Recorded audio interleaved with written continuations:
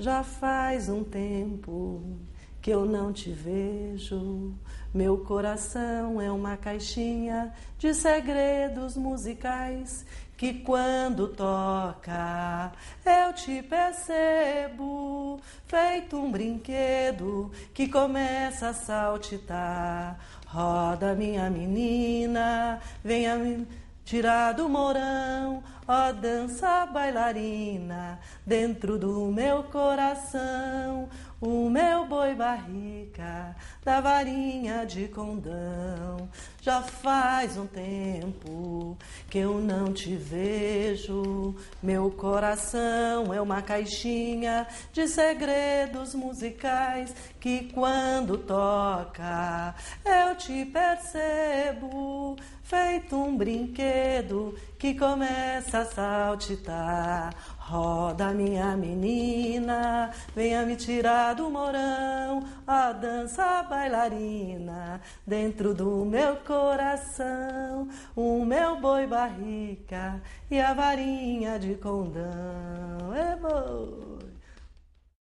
Na metade da década de 60, houve um movimento de mulheres, mães, na reitoria da universidade, que queriam um lugar para deixar seus filhos.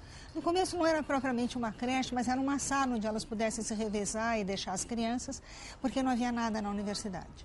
Isso foi um começo, uma luta que se desencadeou muito na década de 70, que foi uma luta dos direitos das mulheres. Em 75, aqui na universidade, houve uma famosa passeata dos bebês, que foi feita na frente da reitoria e foi feito um movimento grande de pressão de mães docentes, mães funcionárias, pedindo para a reitoria que tomasse uma atitude, que montasse uma creche aqui dentro. Muito a partir desta demanda, foi contratado Elias Rocha Barros, que era um colega meu de turma, que me chamou para trabalhar com ele dentro deste projeto de creche na universidade. Nós trabalhamos um pouco nesse projeto, aí ele foi engavetado, aí em 79 ele volta à pauta. Neste momento, ele já tinha ido embora, eu estava aqui sozinha. Eu era bastante jovem, eu era bastante interessada na coisa. O que eu tinha de claro para mim naquela época? Que creche não era um direito da mãe, mas era principalmente e fundamentalmente um direito da criança. Direito da criança é a educação desde o começo.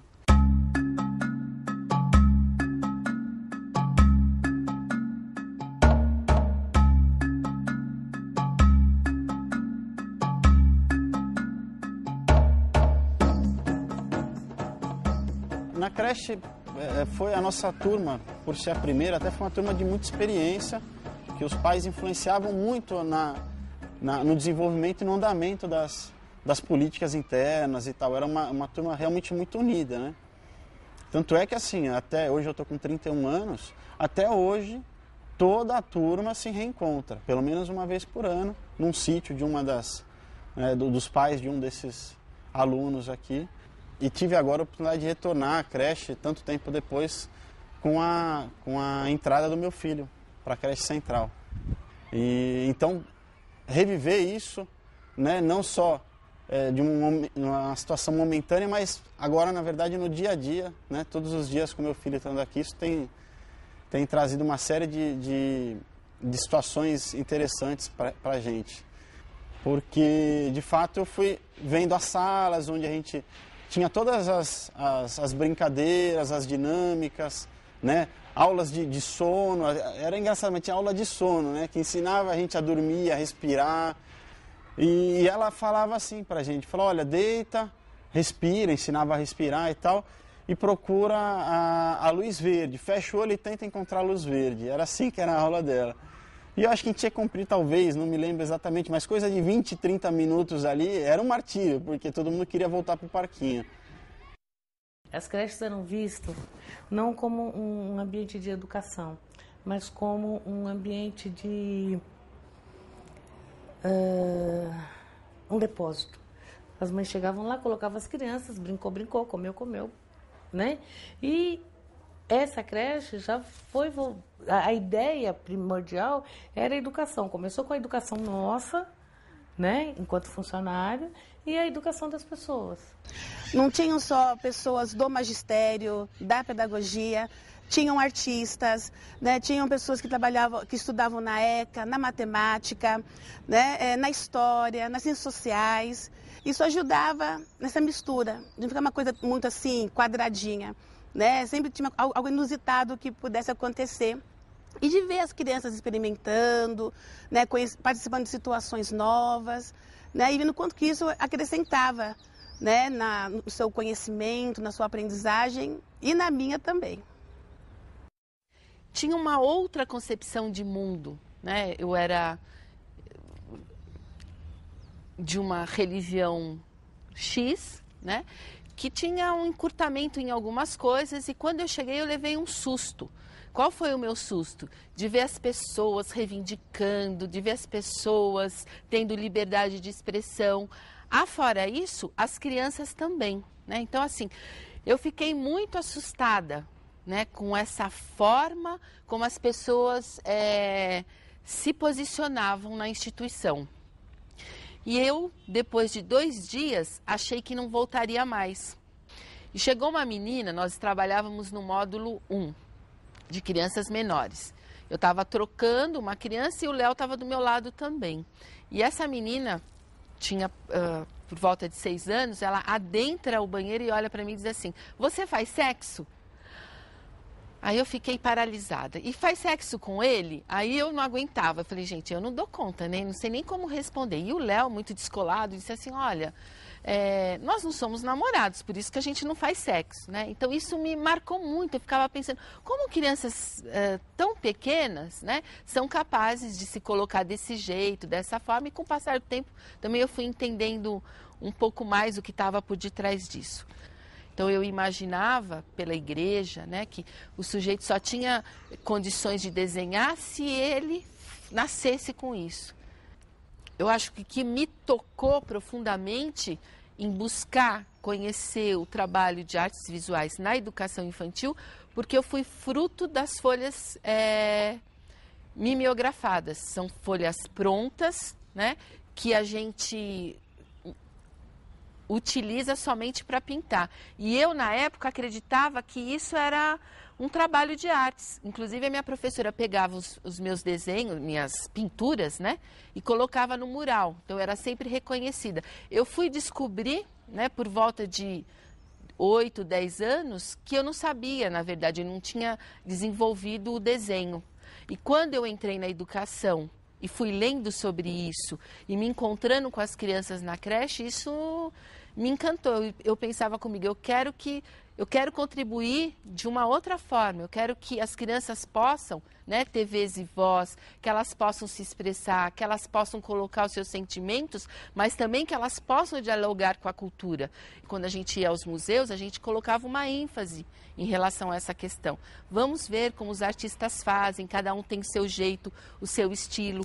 E aí o desenho começou a explodir, vamos dizer assim, né?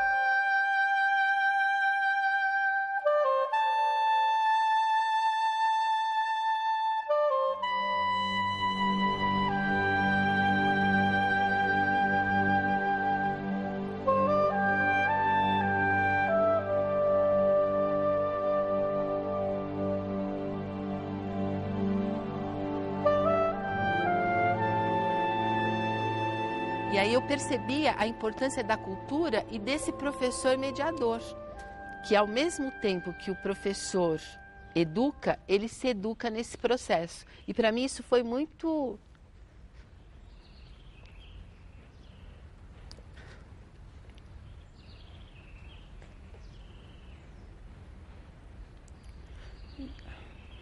importante.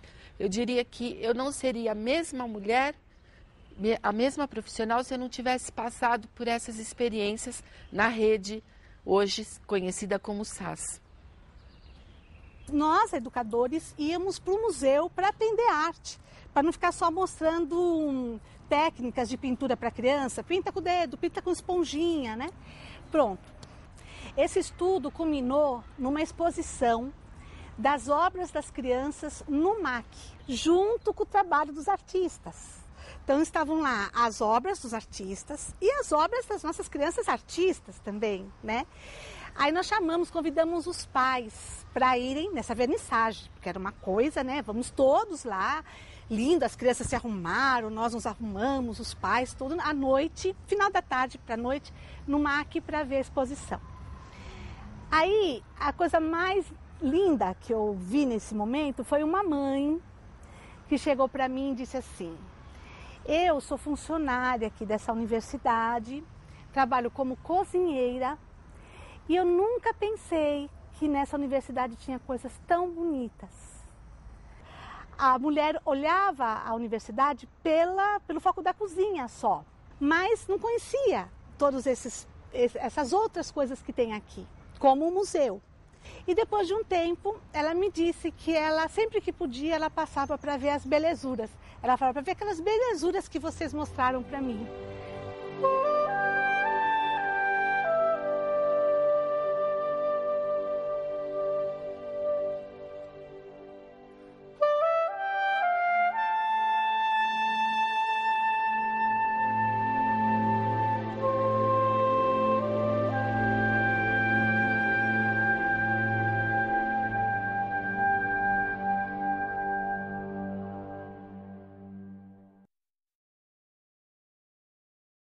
A minha mãe, ela era estudante aqui da Faculdade de Psicologia, meu pai era da Poli. Eu nasci quando eles ainda estavam estudando aqui na USP, eles eram bem novinhos. E a creche sempre, desde o início, tem um esquema da creche aberta, que eles chamam.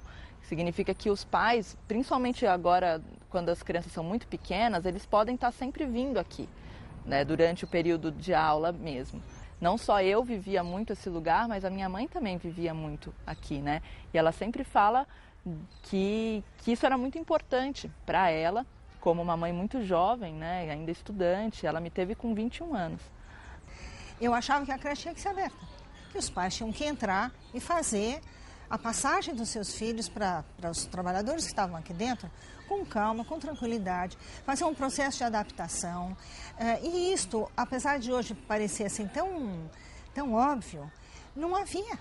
Em São Paulo você entregava as crianças no portão, você não entrava dentro das creches. Nas creches da prefeitura ou nas creches conveniadas, ninguém entrava. Foi uma briga, porque havia vozes discordantes, achavam que a entrada dos pais tumultuaria muito o nosso trabalho, e eu defendia que, pelo contrário, quanto mais aliados fossem os pais e quanto mais eles tivessem confiança no nosso trabalho, melhor a gente poderia trabalhar junto. Eu me senti meio deslocado, porque eu não conhecia a creche aqui dentro. Para mim, a creche era uma escolinha, como se fosse uma salinha onde as crianças ficavam só lá dentro e não tinha mais nenhuma atividade, nada. Então foi muito interessante, né, quando eu consegui entrar aqui, ver o tamanho da creche aqui dentro, porque você entrar numa creche e ver que eles aproveitam de garrafa PET para fazer uma flor, isso me fez até ficar mais ligado nessa questão de meio ambiente, né? Então, isso era uma das coisas mais gostosas, né, da creche, né? A gente não só na entrada como na saída, a gente participava um pouco, né, não era só deixar as crianças na porta, né? Era entrar, ver um pouquinho, ficar um pouquinho, conversar um pouco com a professora. Desenho da bruxa, porque a Maria tinha um monte de bichos, monstros que ficavam dentro de uns potes. Cantinhos da bruxa, né? E o que a Maria Cláudia fazia nesse cantinho? Experiências, essas coisas. Mas ela mesma, como é que ela aparecia nesse cantinho? Como uma bruxa. Como uma bruxa, né? Começou com a história de fazer coleção para trabalhar com matemática, né? E eu sou da área de ciências, eu sou bióloga da área de ciências e trabalho exatamente com a formação de professores e dos pedagogos. E aí quando elas começaram a trabalhar com essa questão das coleções, eu cheguei para Maria Cláudia e para André e falei assim, olha, por que vocês não trabalham um pouquinho de ciências nisso também? Porque coleção é uma coisa tão importante para a área de ciências, né? Elas, ai Marta, mas ciências a gente tem medo, sei lá, como é que é trabalhar com ciência, conteúdo, conceito. Aí a gente conversou um pouquinho, deu umas sugestões, elas também tiveram altas ideias. Além de matemática, entrou para ciências e as tampas viraram um trabalho artístico, a ideia da reciclagem, da ressignificação do lixo, né? Então foi um trabalho muito bonito. Aí depois eu incentivei elas a levarem para um congresso que foi em Fortaleza, que inclusive eu levei elas, então elas tiveram a oportunidade de estar com as professoras num congresso, apresentando um trabalho que era delas, feito por elas, né? E elas eram sujeitos desse trabalho, né? Que elas apresentaram no congresso, foram inclusive à praia em Fortaleza com as professoras, adoravam, né? Lembra disso? Né? E atualmente, então, elas estão publicando esse trabalho aí, que eu acho que é um trabalho que é um pouco o retrato aí, que eu acho de algumas das possibilidades que a creche pode desenvolver, né?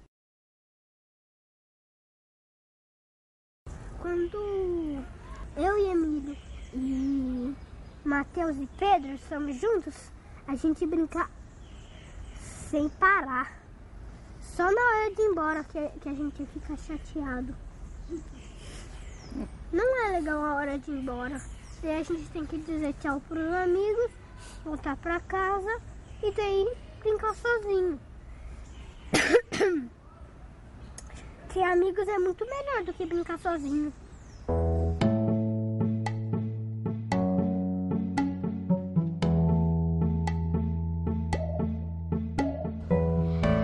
Eu queria contar um dia que eu tava bem aqui na creche, nesse módulo, no módulo 2.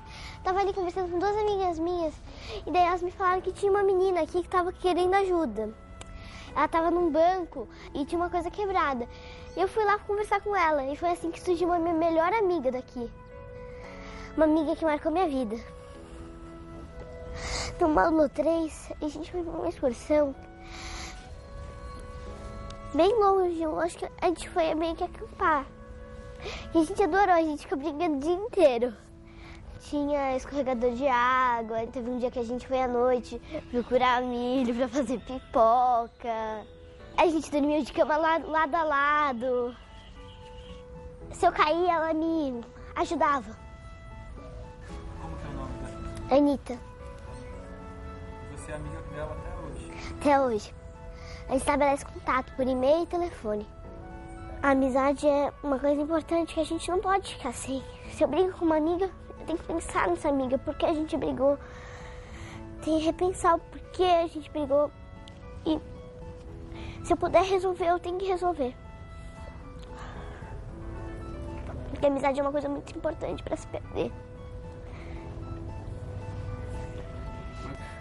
Calma, meu amor. Mesmo hoje, ela e a Anitta preservam essa amizade, elas vão uma na casa da outra e elas retomam, por mais que elas fiquem às vezes alguns meses sem se verem, parece que quando elas se reencontram, elas começam exatamente do mesmo lugar onde elas pararam, que para mim é isso mesmo, a amizade é uma coisa que ela existe, independente de onde estão essas duas pessoas. O amigo é aquele que você encontra e é como se você tivesse visto ele ontem. A gente pode falar da outra separação, que é essa de sair daqui. Então, quando as crianças saem daqui, é um momento de terminar uma história para começar outra, né? Agora, é um lugar mesmo que a gente sai com muitas saudades, mesmo quem trabalhou aqui. Eu sempre tive muitas saudades daqui, né? E quando eu volto, eu me sinto muito em casa, é muito interessante isso, assim, eu fico às vezes anos sem passar aqui, de repente eu passo e cumprimento as pessoas como se eu tivesse visto ontem, né?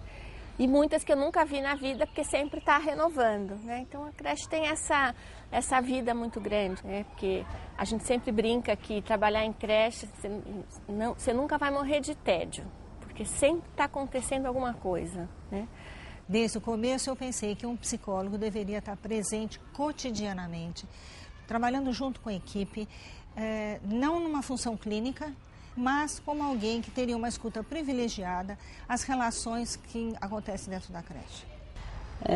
Eu lembro bem que o dia que eu vim conhecer a creche, não tinha ninguém, ela não estava funcionando, não tinha nenhuma árvore no estacionamento, era um lugar árido.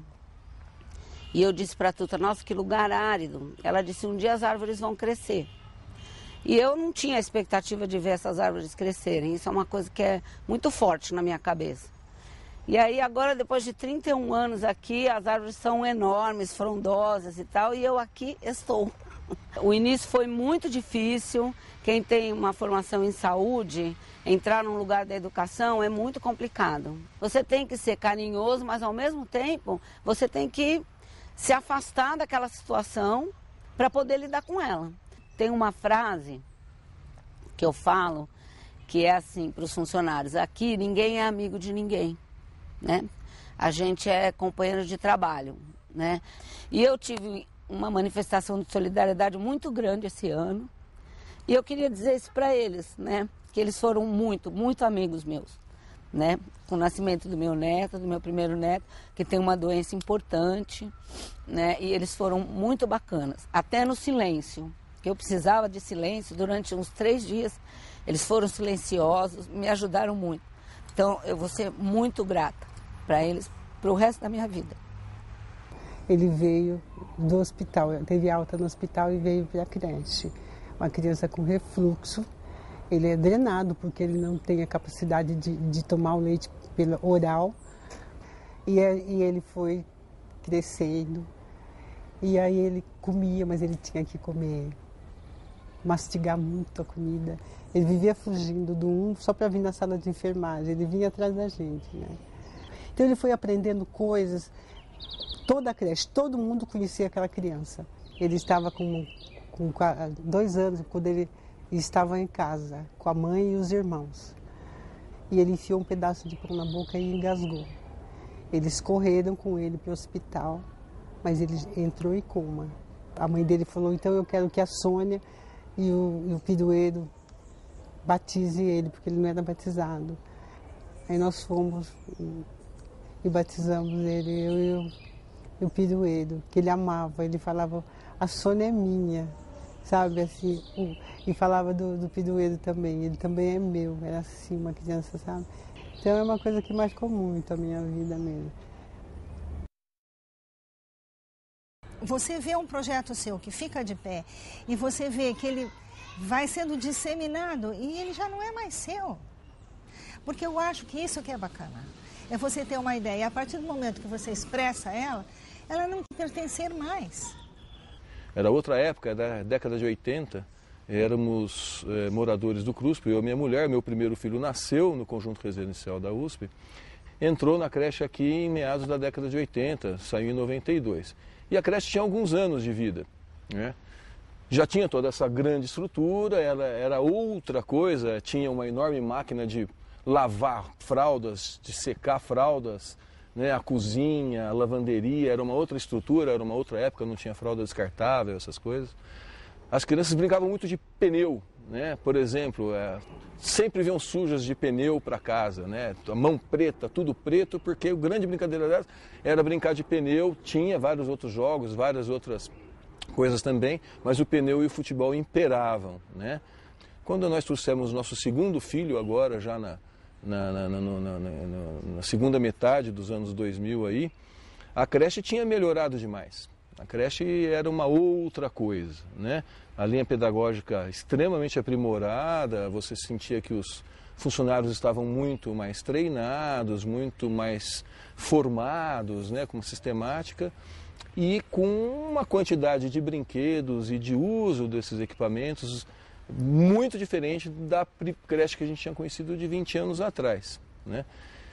Então, a gente teve uma consciência de que as coisas evoluem e de que a gente, enquanto recebedor desse serviço, né, também tem que ter uma responsabilidade para que as coisas continuem evoluindo.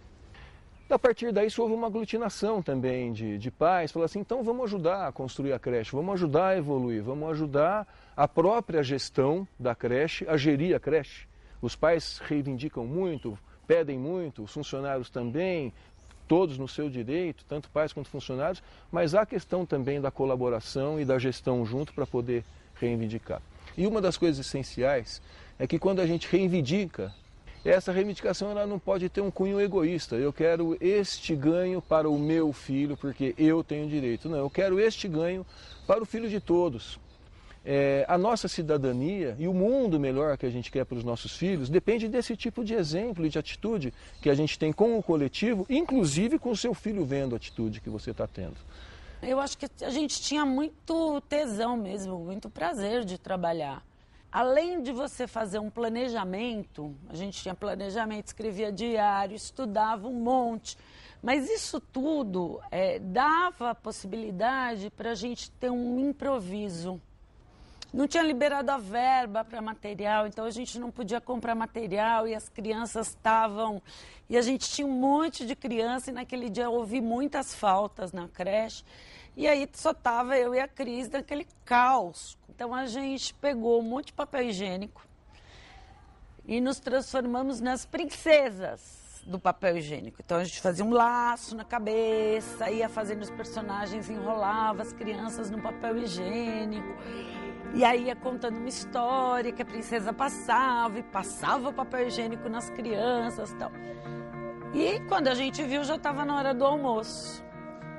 E aí a gente pensava assim, nossa, eu nunca pensei que a gente conseguisse segurar em 70 crianças contando uma história do nada e o recurso era nenhum.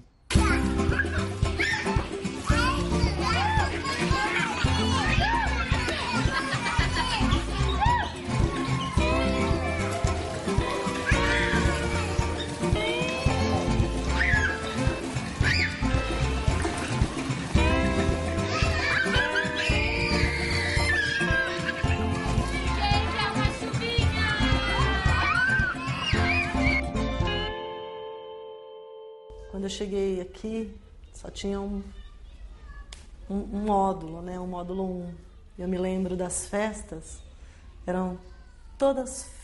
A família participava, os funcionários, todos participavam da construção dessa festa. Foi uma coisa que me chamou muita atenção, né?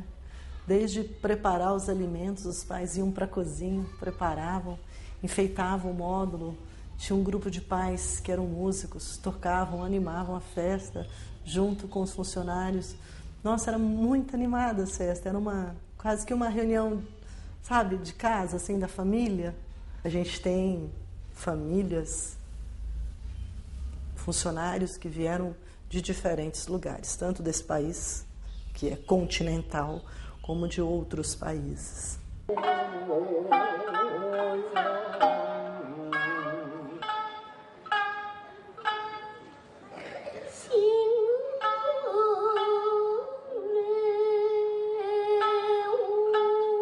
Vai trazendo um pedacinho de cada um para compor essa festa que é maior.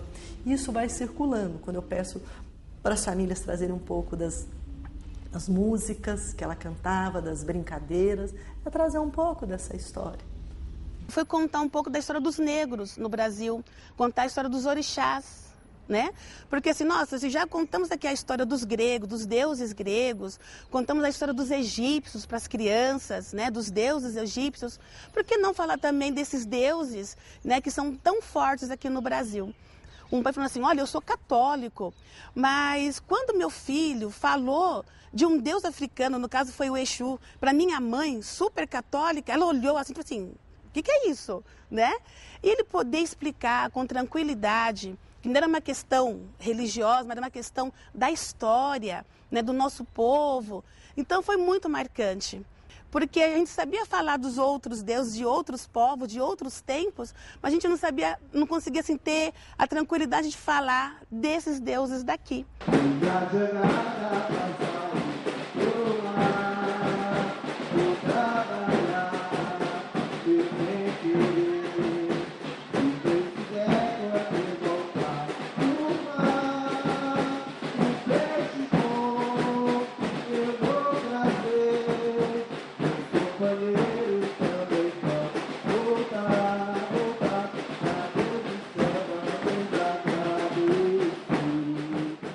Eu lembro quando eu fui me vestir de Papai Noel para dar os presentes para as crianças, foi num dos anos. Foi logo que eu entrei, acho que no 3º ou 4º ano, mais ou menos. As crianças tinham um olhar fantástico para o Papai Noel. Sabe, era uma coisa assim, de emocionar mesmo. Em compensação, com as crianças maiores, esse sapato preto aí não é a Rosângela, não.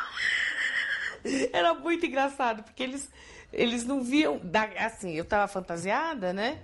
E eles não se preocupavam tanto em olhar o rosto. Eles começaram a perceber que era eu por causa do sapato. Foi muito legal. Foi uma coisa assim que emocionou. Emociona. Ser Papai Noel em creche é fantástico. Aconselho a todo mundo fazer isso. É muito legal. Quando eu estou muito angustiada, né, eu sempre tenho lugares para onde eu fujo para me sentir melhor. E um dos lugares para qual eu volto é o olhar dessas crianças. Esse olhar que eu ganhei no dia do Papai Noel, eu nunca mais esqueci. É isso. E acho que uma das coisas que a gente aprendeu muito na creche foi assim, amar as crianças, entender o olhar das crianças. Eu me lembro de situações em que a gente ficava agachada seguindo formiga. Porque era uma coisa assim, eu preciso entender para onde vai o olho desse menino. Esse olho, ele não é um olho louco, ele é um olho que vê o que a gente não vê. Então, como é que eu vou ver isso?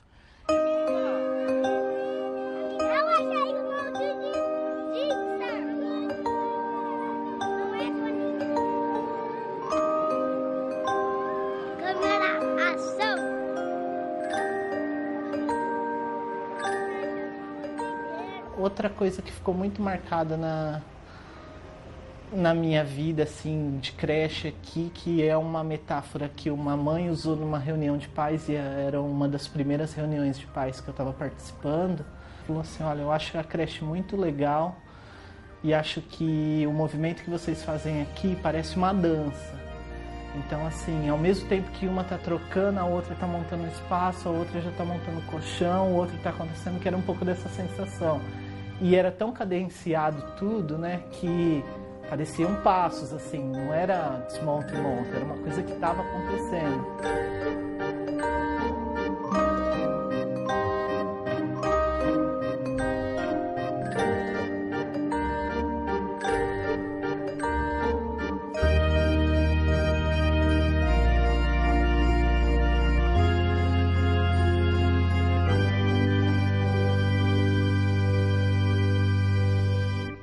Quero tocar nas crianças, a primeira coisa, delas se sentirem inteiras naquilo que elas estão fazendo.